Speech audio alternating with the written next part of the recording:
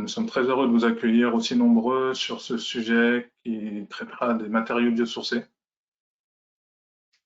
Donc, c'est un webinaire, au niveau de la durée du webinaire, on a prévu environ 45 minutes à 1 heure, selon le nombre de questions qu'on aura en fin de webinaire. Au niveau des règles, vos micros sont coupés et vous avez la possibilité de poser vos questions tout au long du webinaire à travers l'onglet questions, et on prendra un petit temps en fin de webinaire pour pouvoir y répondre. Donc, au programme, dans un premier temps, on vous présentera les spécificités et avantages des matériaux biosourcés avec un focus sur les isolants. Ensuite, on enchaînera sur les pathologies des bâtiments qui intègrent des matériaux biosourcés avec un focus également sur les isolants afin de voir les points de vigilance notamment.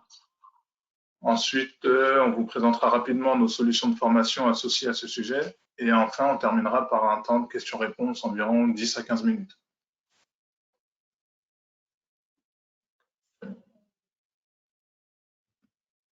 Donc, pour ce webinaire, je me présente dans un premier temps. Abou Traoré, je suis chef de projet au CSTB Formation, notamment sur la thématique produits et procédés techniques.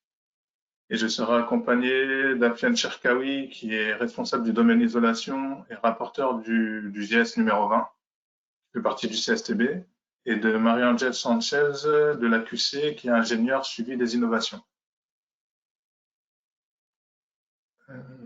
Donc, pour préciser également, ce webinaire est enregistré. Donc, à l'issue du webinaire, vous recevrez un mail avec un lien renvoyant vers le replay et également un lien vers la présentation. Donc, tous les éléments présentés, vous y aurez accès à l'issue du webinaire. Pour commencer, abordons les spécificités et avantages des matériaux biosourcés. Et là, je vais laisser la parole à Afiane Cherkaoui. Afiane, si tu es prêt.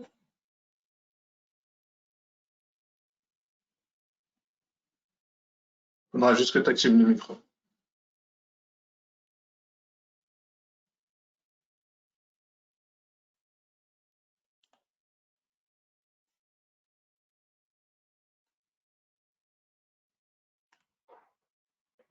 Bien, bonjour.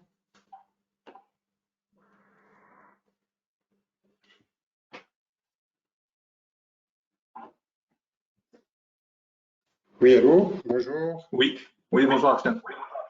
Bonjour.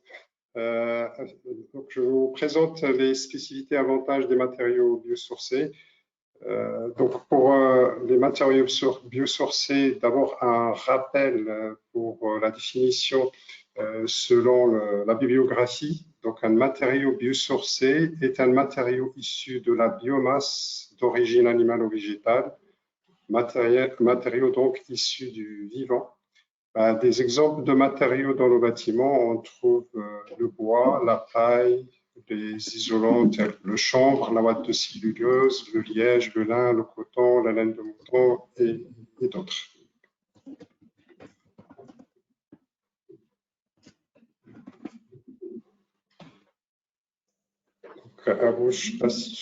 Oui. Alors, il y a une autre définition qui est similaire donnée dans l'arrêté du 19 décembre 2012 relatif au contenu et conditions d'attribution du label bâtiment biosourcé. Donc, la matière biosourcée, c'est une matière issue de la biomasse végétale ou animale pouvant être utilisée comme matière première dans les produits de construction et de décoration de mobilier fixe et comme matériau de construction dans un bâtiment. Alors, donc, la biomasse, la définition donnée dans l'arrêté, c'est une matière d'origine biologique, à l'exception des matières de formation géologique ou fossile.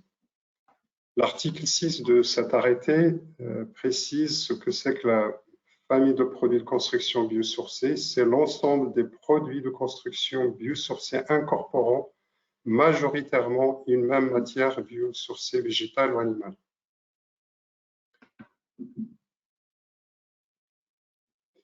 Donc, ce qui a favorisé le développement des matériaux biosourcés et principalement des isolants biosourcés,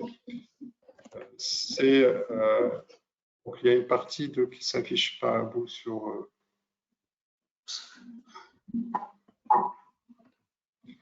Voilà, merci. Ce qui a favorisé le développement des matériaux biosourcés comme tout autre isolant thermique, c'est d'abord au choc pétrolier des années 70 qui a favorisé effectivement le développement des isolants. Après, il y a les différentes réglementations thermiques qui se sont succédées, la 74, 1982, 88, 2000, RT 2005, RT 2012. Donc, il y a aussi une volonté de maîtrise de dépenses énergétiques dans le bâtiment, à savoir que dans le bâtiment, l'énergie dépensée dans le bâtiment représente environ 43-45% de l'énergie totale en France, avec un dégagement de 25% de la totalité du CO2 qui est dégagé. Donc, ça veut dire qu'il y a une réelle volonté politique de réduire les dépenses énergétiques, mais aussi réduire l'émission de CO2. Donc, il y a cette effectivement volonté politique de lutter contre les changements climatiques avec des incitations financières, aides et subventions spécifiques de l'État, initiatives privées ou régionales. Donc, si on prend le schéma à droite en bas, en comparant un bâtiment isolé et un bâtiment non isolé, on voit tout à fait la différence des perditions et des perditions thermiques ou énergétiques qui sont considérables principalement par la toiture.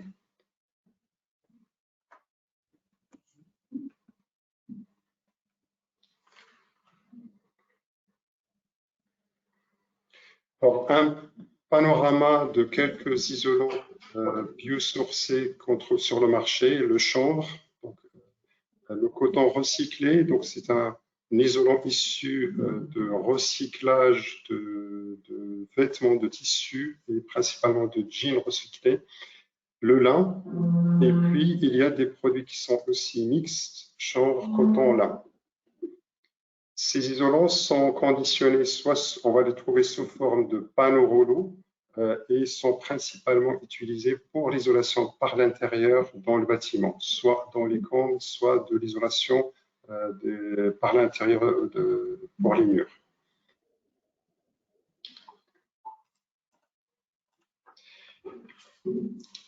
D'autres isolants, on trouve aussi la laine de mouton.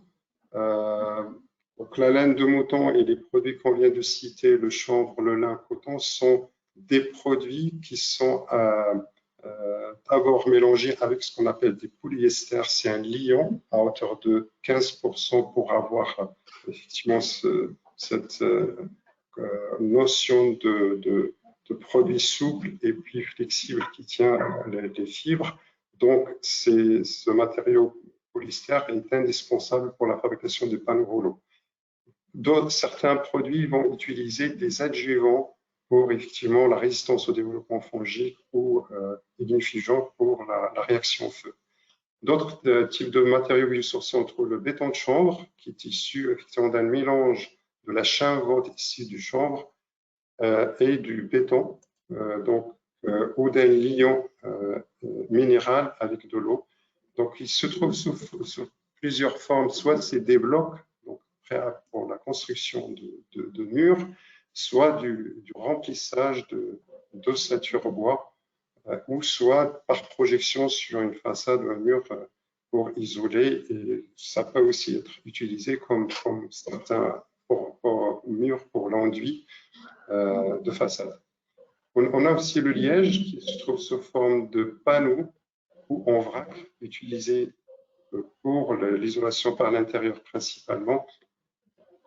Le vrac, il est déversé sur les planchers de comble perdus. Alors, merci à vous de transport suivant. Donc, d'autres produits, la fibre de bois, à ne pas confondre avec de la laine de bois. Donc, la fibre de bois qu'on peut aussi utiliser en tant que panneau pour l'isolation par l'intérieur, Donc, il y a des panneaux semi-rigides, mais il y a aussi des panneaux rigides selon l'utilisation. Ils sont fabriqués principalement à partir d'un défibrage des chutes aux résidus de bois, généralement provenant des scieries. Donc, ce produit, il est donc utilisé principalement par l'intérieur, mais pour des applications par l'extérieur, on le trouve principalement pour les ETX avec conduit. Il y a aussi la ouate de cellulose qui est issue de recyclage de journaux ou déchets de coupe d'imprimerie. Donc, c'est des papiers qui est broyé, mélangé avec des adjuvants lignifiants ou biocides pour effectivement la résistance au développement fongique ou l'augmentation de la réaction feu, l'amélioration de la réaction feu, sont des produits principalement en vrac, mais il existe certaines fabrications pour les panneaux, mais majoritairement c'est en vrac pour 3 types d'applications, principalement en mur, en projection humide ou en insulation, mais aussi sur plancher de fond perdu par soufflage.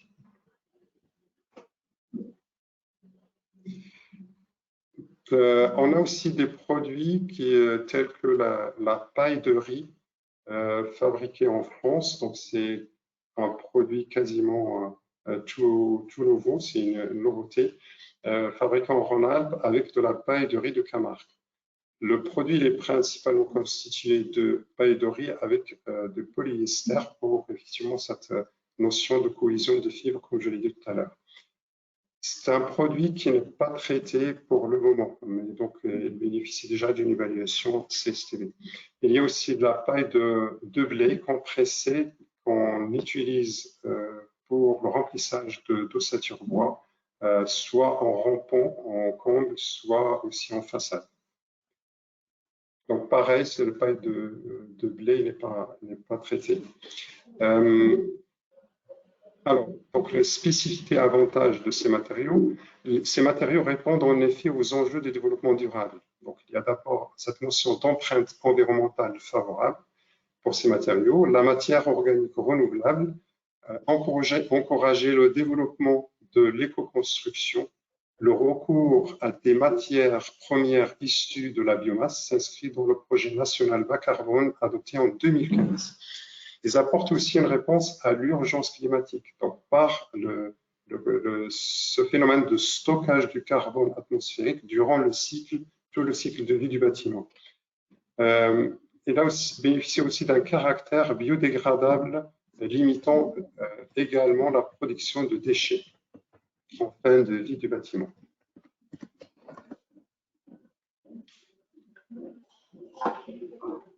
Un autre effectivement facteur important qui favorise ces matériaux, c'est l'arrivée de la réglementation environnementale 2020.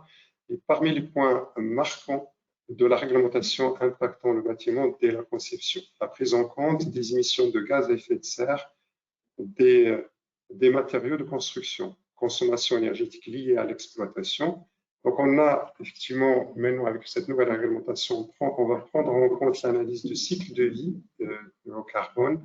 Les produits de construction vont être de plus en plus sollicités pour fournir des données environnementales et sanitaires, ce qu'on appelle les FTES. Il y a aussi des incitations à mixer avec des matériaux moins émissifs en carbone, comme le bois ou d'autres matériaux biosourcés pour les autres produits de construction.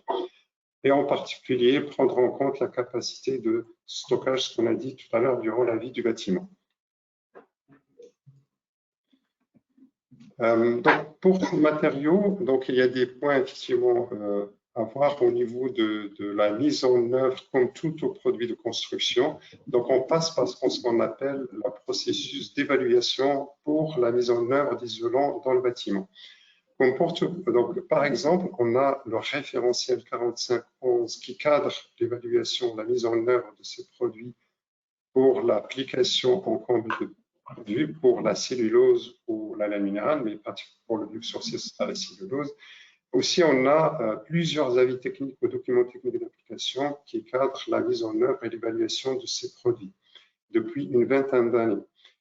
Ces avis techniques sont délivrés par la CSFAT, c'est la commission chargée de formuler les avis techniques, rattachée au ministère en charge de la construction et de la réhabilitation.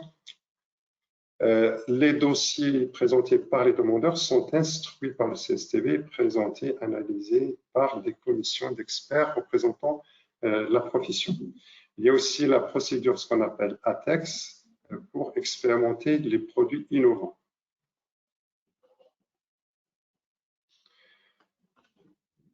Ouais. Pour l'évaluation d'isolants biosourcés, il y a la partie, ce qu'on appelle la caractérisation des performances. Donc, on a certaines normes qui existent déjà, notamment pour la laine de bois, la fibre de bois, le liège, mais aussi les produits isolants cellulosiques en vrac. Les produits qui ne bénéficient pas de ces normes produits, ils peuvent demander effectivement une évaluation via ce qu'on appelle les EAD ou les DE en français, et qui permettent d'avoir un agrément technique européen ou une évaluation technique européenne pour bénéficier d'un marquage sûr. C'est une démarche, à droite, c'est une démarche volontaire. Ça permet de caractériser les performances thermiques, mécaniques, feu acoustique, absorption d'eau et d'autres paramètres. Pour la certification de ces produits, des référentiels au niveau national existent déjà, tels que la certification ASERMI, pour le suivi, le contrôle de la constante des caractéristiques et des performances des produits, suivi par un organisme tierce partie. Alors, il y a plusieurs référentiels pour bénéficier de cette certification, notamment pour les produits à base fibre végétale et animale, soit en vrac, soit manufacturés. Donc, on a plusieurs référentiels qui permettent de cadrer le suivi de qualité, le contrôle qualité en fabrication. Après, pour l'évaluation ce qu'on appelle l'évaluation de l'aptitude à l'emploi et la durabilité d'isolant pour intégrer le bâtiment, ce qui permet effectivement de mieux cerner la mise en œuvre par domaine d'emploi visé. On a, comme on a dit tout à l'heure, le DTU 4511. Il y a plusieurs cahiers CSTB établis dans le cadre des commissions des groupes spécialisés, des commissions, ce qu'on appelle les GS. Donc, il y a le 3713 où on va trouver principalement la caractérisation des produits et notamment le développement fongique. Le 3815 qui permet d'établir les règles et dispositions pour protéger ou pas une paroi par rapport à la diffusion à la vapeur d'eau. Le 3816 qui cadre la mise en œuvre des isolants de manière générale, en particulier les combustibles autour d'un conduit de fumée. Donc, ce qu'on peut retenir pour l'évaluation des isolants biosourcés de bâtiment, il y a la résistance au développement fongique, comportement du produit vis-à-vis de la présence d'humidité et de la variation de température dans le temps, le tassement principalement pour les produits en vrac. Donc, on fait des essais de vieillissement pour caractériser le tassement dans le temps du produit dans le bâtiment. Il y a aussi la performance réaction au feu, les stabilités dimensionnelles principalement pour les produits rigides. L'absorption d'eau, ça permet de caractériser le comportement du produit vis-à-vis d'un éventuel contact avec l'eau ou la remontée capillaire, mais aussi il y a la résistance à la diffusion de la vapeur d'eau. Donc, pour les mises en œuvre, par exemple, si on regarde le 3815, on a des règles de mise en place ou pas, de protéger ou pas le produit isolant par des pare-vapeurs, comme tout autre isolant. En particulier, les matériaux biosourcés sont des matériaux hygroscopiques, ça veut dire qu'ils ont la capacité d'absorber la vapeur d'eau, emmagasiner la vapeur d'eau.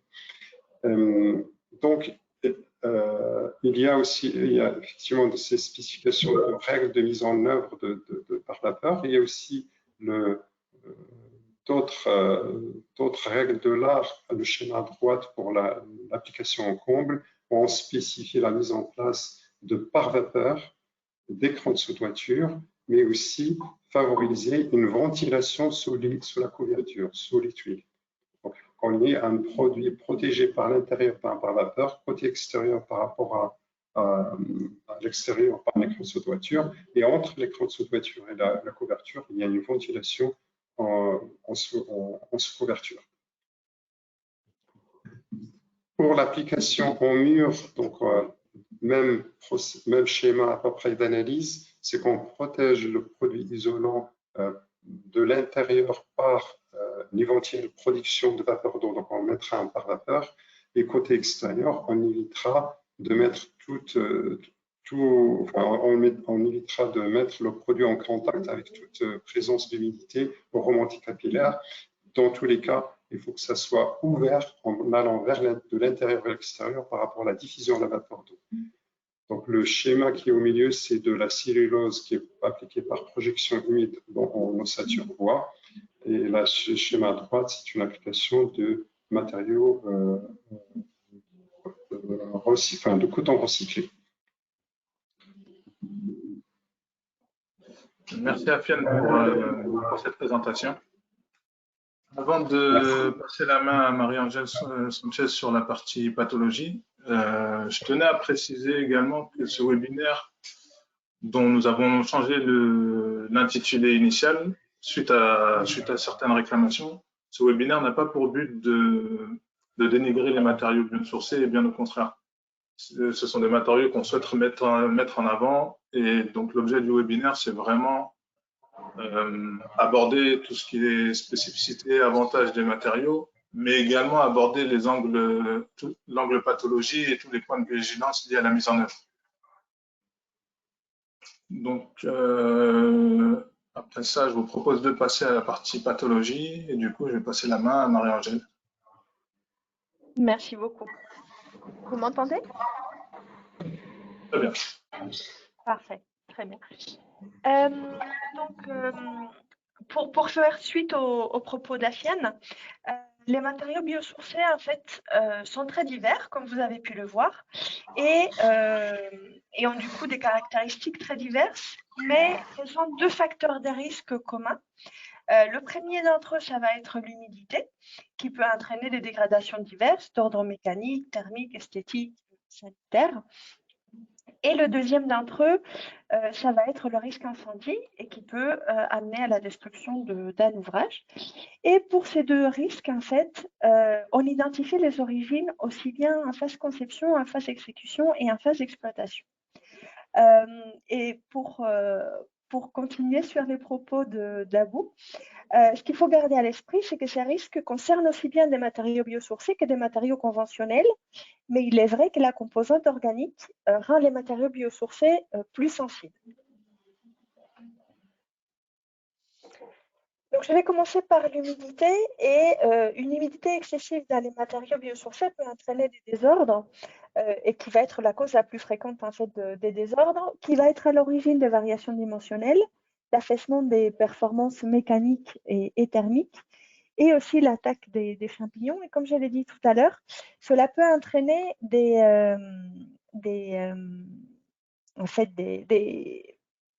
cela a des origines très diverses.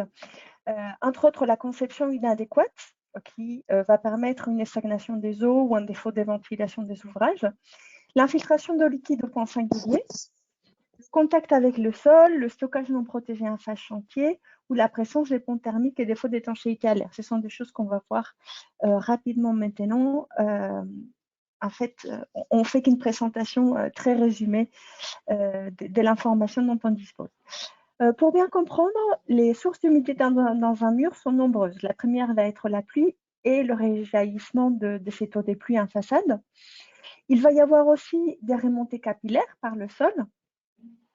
Il y a les éléments que Cassienne a évoqués tout à l'heure, donc tous les transferts des vapeurs d'eau à l'intérieur du mur. Et on va rencontrer aussi des fuites dans le bâtiment.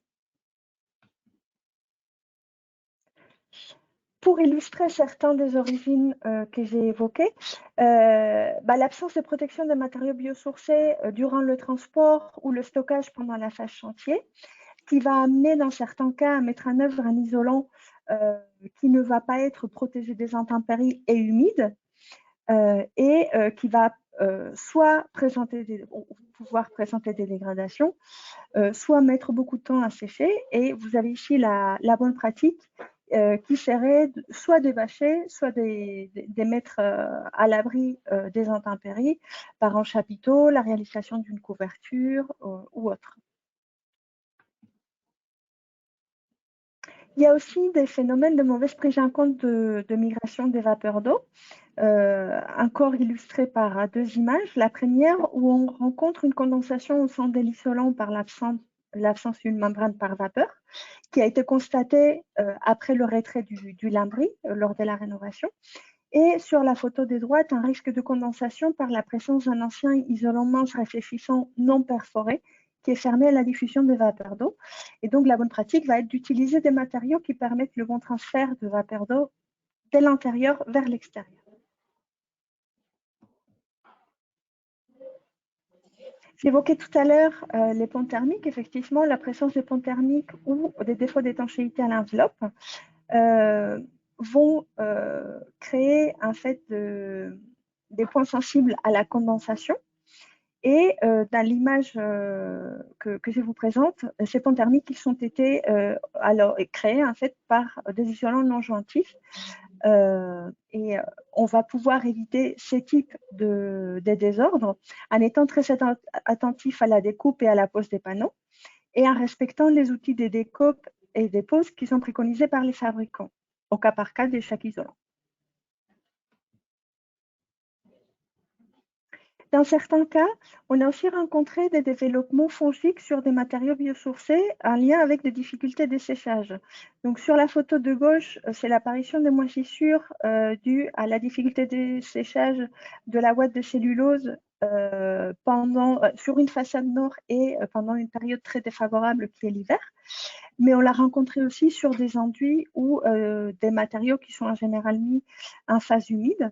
Et sur la photo de droite, en revanche, c'est lié plutôt au séchage du gros œuvre et à la fermeture du bâtiment et le renforcement de l'étanchéité à l'air de l'enveloppe qui a provoqué en fait une condensation d'eau et le développement fongique sur ces panneaux de bois. Donc, il va falloir être attentif à la saison des mises en œuvre. Il va falloir aussi respecter les temps de séchage qui sont préconisés dans les règles de l'art. Et en fonction de la saison et à l'avancement du chantier, il va peut-être falloir prévoir l'aération et la ventilation des locaux. Je vais passer maintenant au risque incendie, dont le principal désordre va être la combustion. Et on a rencontré aussi des phénomènes de faits couvents qui sont liés à la densité de ces matériaux, le confinement souvent dans des caissons et leur capacité thermique qui est souvent importante. Les origines, encore une fois, elles sont très diverses. Ça peut être la conception inadéquate, par exemple l'absence de dispositifs de protection, ou une inattention pendant la phase chantier ou l'interaction avec d'autres corps d'État.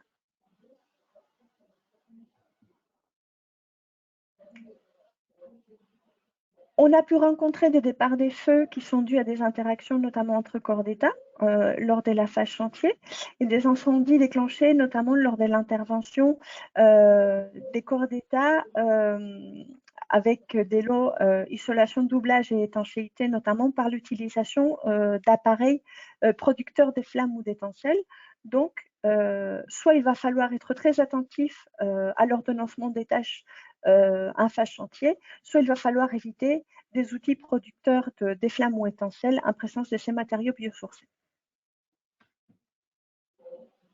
J'évoquais tout à l'heure les phénomènes de feux couvants qui sont provoqués par la proximité du matériau biosourcé avec des sources de chaleur et notamment avec les spots encastrés et les conduits d'évacuation des fumées qui atteignent des températures importantes.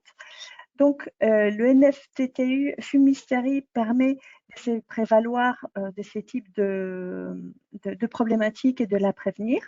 Et aussi bien aujourd'hui dans le NFDTU et précédemment sous avis technique, le fait de pouvoir isoler les spots encastrés de l'isolant va permettre en fait d'éviter ce phénomène de feu courant, donc par la distance de sécurité et l'isolement vis-à-vis des équipements électriques.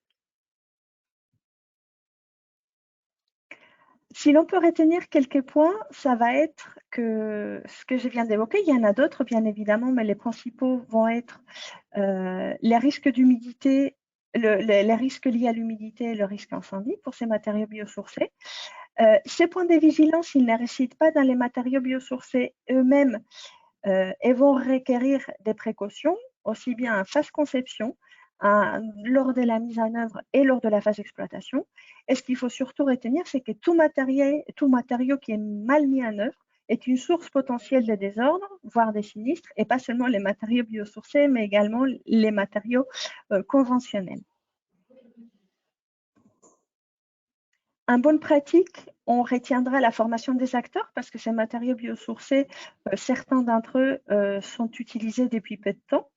Le respect, bien évidemment, des règles de l'ARC, donc que ce soit des NFDTU, les recommandations professionnelles RAGE, les règles professionnelles ou les avis techniques et DTA. Une bonne préparation des chantiers et la gestion des interfaces entre corps d'État, on l'a vu, ça peut être très important. Une conception soignée, notamment en termes de migration de vapeur d'eau. La protection des matériaux et l'utilisation d'un humidimètre pendant la phase chantier. Et aussi bien pendant la vie en œuvre, la maintenance et l'entretien, une surveillance des dégâts des eaux qui peut être très nocif pour les matériaux biosourcés et une surveillance aussi en cas d'incendie. Un élément aussi qui n'est pas un point d'attention, mais qu'il est important de retenir, c'est le fait que certains de ces matériaux aujourd'hui sont considérés techniques courantes. Qu'est-ce que ça veut dire être considéré technique courante? On est assuré un décennal de facto sans besoin de contacter son assureur, contrairement à la technique non courante. Et je rappelle qu'aujourd'hui, en technique courante, on va considérer que les NFDTU et les recommandations RAGE sont de facto en technique courante. Les règles professionnelles acceptées par la C2P, il y en a plusieurs qui concernent les matériaux biosourcés. Les avis techniques et dossiers techniques d'application en liste verte. Et pour conclure, les ATEX avec un avis favorable. Le document qui fait référence en termes assurantiels va être la publication semestrielle de la C2P où vous trouverez différentes annexes que je ne vais pas détailler pour ne pas rallonger, mais que vous pouvez télécharger sur le site de l'Agence Qualité Construction. Et pour conclure, la liste verte de la C2P où vous trouverez en effet les avis techniques et documents techniques d'application pour les matériaux biosourcés et conventionnels qui sont considérés en technique courante. Vous avez le lien. Quelques ressources que nous avons mis à disposition des professionnels à l'Agence Qualité Construction. Dans la collection Le Point de Vigilance, c'est rapport isolant biosourcé Point de Vigilance. C'est un rapport gratuit qui est disponible en ligne et qui va traiter 4 isolants biosourcés, la paille, le chanvre, la fibre de bois et la ouate de cellulose, et qui va présenter aussi bien les risques de désordre que des bonnes pratiques à pouvoir appliquer en face.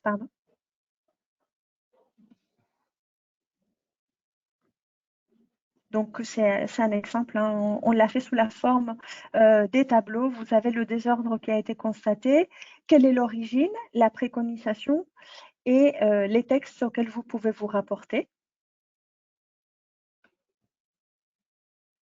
Et pour conclure, dans le cadre du dispositif Rex Bâtiment Performant, nous avons la collection rapport thématique 12 enseignements à connaître. Et il y en a certains qui portent sur des matériaux biosourcés. Vous les avez à l'écran, donc matériaux biosourcés, la construction bois des plus de 8 mètres de hauteur et humidité dans la construction, ce qui va permettre de se prémunir des problématiques des transferts au sein des parois dont j'ai parlé précédemment. Merci Marie-Angèle. En regardant les questions, je vois que vous avez de nombreuses questions sur ce sujet. Donc, avant d'y arriver, je vous présenterai rapidement nos solutions de formation. Donc, on a une journée de formation sur les spécificités et mise en œuvre des matériaux d'isolation biosourcés, animée par Afiane Cherkaoui, qui est intervenu en début de webinaire. Donc, c'est une formation d'une journée qui présente les généralités sur les matériaux d'isolation biosourcés. Et on a également une classe virtuelle sur les pathologies des bâtiments intégrant des matériaux biosourcés, animée cette fois par Marie-Angèle. C'est une classe virtuelle qui dure 3 heures, donc qui présente les pathologies et points de vigilance comme ils ont été abordés durant ce webinaire. On sait que les matériaux biosourcés ont un lien fort avec la nouvelle réglementation environnementale 2020. Donc, je vous ai également précisé les formations que nous proposons sur le sujet, sachant que pour des besoins, des besoins intra ou sur mesure, on est en capacité de s'adapter selon le sujet qui vous intéressera. Et je vous mettrai en avant notamment la formation sur les solutions techniques et sensibilité aux paramètres de la RE 2020, qui est sur une journée et qui est destinée à un public maîtrise d'ouvrage et maîtrise d'œuvre généraliste. Donc après, si vous avez des projets de formation sur mesure sur cette thématique ou sur une autre thématique, vous pouvez tout à fait joindre notre ingénieur conseil Myrtille Létang, dont je vous ai mis les coordonnées. Et pour rappel, la présentation vous sera envoyée, donc vous aurez toutes les coordonnées nécessaires. Je vous partage également le lien vers notre site internet, donc formation.cstb.fr, sur lequel vous retrouverez toute notre offre de formation liée aux différentes thématiques que nous proposons. Et également le lien vers notre chaîne YouTube, sur laquelle vous retrouverez différentes vidéos. Là, je vous ai mis des petites vignettes des vidéos que nous avons tournées sur les matériaux biosourcés. Mais vous y retrouverez également des vidéos sur les pathologies des bâtiments, sur la RE 2020, sur le BIM. Donc, n'hésitez pas à y jeter un œil et à vous abonner si le contenu vous convient. Je vous propose de passer aux questions-réponses. Et avec une première question.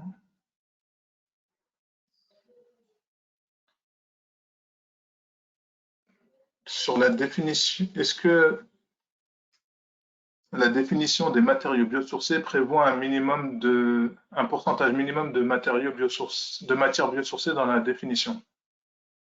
Je ne sais pas si la question est assez claire. Peut-être qu'Afiane ou Marie-Angèle, si vous souhaitez répondre.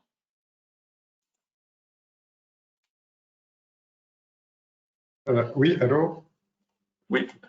Donc oui, effectivement, la définition telle que les données dans l'arrêté, on précise majoritairement de la biomasse. Donc ça veut dire que s'il contient une quantité quand même suffisante de biomasse, elle sera considérée comme matériau biosourcé. D'ailleurs, tout à l'heure, j'ai parlé, par exemple, pour le matériau chanvre, laine de mouton, coton recyclé, il y a quand même 15% de polyester. On le considère quand même comme un matériau biosourcé. On trouve aussi le béton de chanvre, donc mélangé avec un guillon ou certains blocs carrément mélangés par du béton. On considère quand même c'est de biosourcé. Aussi, il y a la laine de bois qu'on utilise en sous-plancher pour la protection incendie. Elle est mélangée aussi avec d'autres adjuvants. Donc voilà, donc c'est la définition. C'est pour ça que j'ai ajouté cette définition de l'arrêté qui cadre un peu la définition. On en trouve un peu partout dans la bibliographie, mais peut-être il vaut mieux se référencier à un texte officiel tel que l'arrêté. Et donc majoritairement de la biomasse. Voilà. Il n'y a pas de pourcentage précis. Une autre question qui demande si les produits biosourcés que nous utilisons en France sont essentiellement produits en France. Oui, donc majoritairement sont produits en France pour la simple raison, la simple raison, c'est que c'est des produits qui sont issus principalement du domaine d'agriculture, donc c'est plutôt de je dirais, fabrication de sucre. C'est des petites unités de production et la distribution elle est limitée vraiment autour de l'usine de fabrication sur la région. Après, il y a des produits qui bénéficient d'énormes produits tels que la fibre de bois et peuvent effectivement venir soit de l'étranger, soit carrément exportés de la France vers l'étranger. Mais le chanvre, la laine de mouton, le coton et tout ça, principalement c'est en France. Pour le tissu recyclé, il y a une usine en Espagne. Pour la cellulose, il y a une vingtaine d'années, il n'y a quasiment pas d'usine en France pour la cellulose. C'était principalement venu de l'Europe du Nord, qui était plus en avance pour cette notion de biosourcé, notamment le bois. Et donc, après, il y a moins d'une quinzaine d'années, quand même, il y a plusieurs usines en France qui sont installées. Donc, c'est principalement en France. Il doit y avoir, il reste une usine, je pense, allemande et l'autre autrichien qui effectivement exporte de la cellulose. Sinon, les autres produits isolants, c'est principalement en France. On a une personne qui demande la différence entre la laine de bois et la fibre de bois.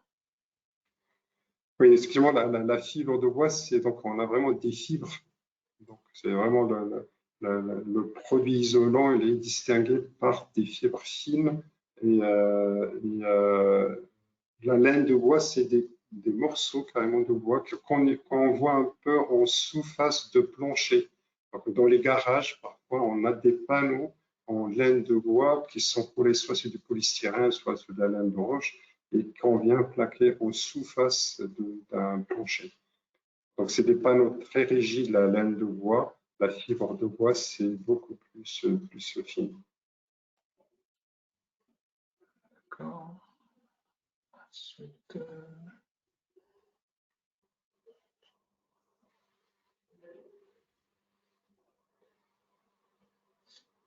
existera-t-il des isolants biosourcés pour mettre en application un bardage rapporté? Jusqu'à aujourd'hui, il y a effectivement, sans pas encore aller vers le bardage, il y a maintenant une tendance forte pour l'isolation extérieure par bardage. Il y a quand même des démarches qui sont en cours. Et, oui, donc il y a principalement, ça sera soit la fibre de bois, soit le béton de chanvre, le lin mélangé avec le coton et le chanvre. Donc oui, il y a des démarches maintenant avec effectivement maintenant ce mouvement de matériaux biosourcés, isolants biosourcés. Et donc les biosourcés vont intégrer un peu la majorité des parois du bâtiment. Donc ce que j'ai pas dit tout à l'heure, ouais, on parle effectivement de cette notion d'évolution forte et des incitations fortes pour effectivement le développement des matériaux biosourcés dans le bâtiment. Mais bon, il faut savoir que la matière première quand même reste limitée pour ces matériaux. Donc, on ne peut pas fournir tout le marché français pour isoler tout le bâtiment. Donc, vous savez, c'est des matériaux issus de l'agriculture, des champs d'agriculture. Donc, c'est vraiment la matière première pour le moment reste très limitée, en particulier pour le liège. Très bien.